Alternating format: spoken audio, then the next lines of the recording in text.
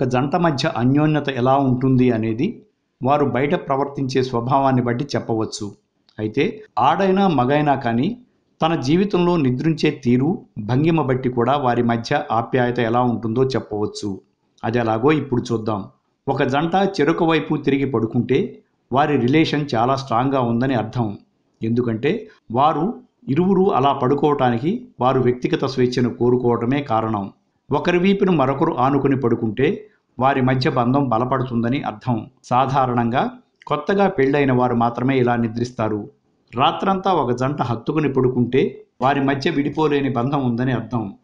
దూరంగా ఒకరిని విడిచి మరొకరు ఉండలేరు.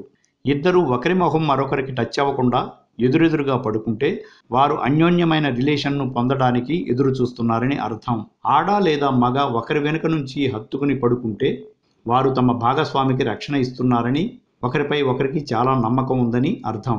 ఆడ లేదా మగ ఒక్కరే బెడ్ను ఆక్రమించి భాగస్వామిని పక్కకు నెట్టి పడుకుంటే వారు రిలేషన్షిప్లో బాగా డామినేట్ చేస్తారు అని అర్థం.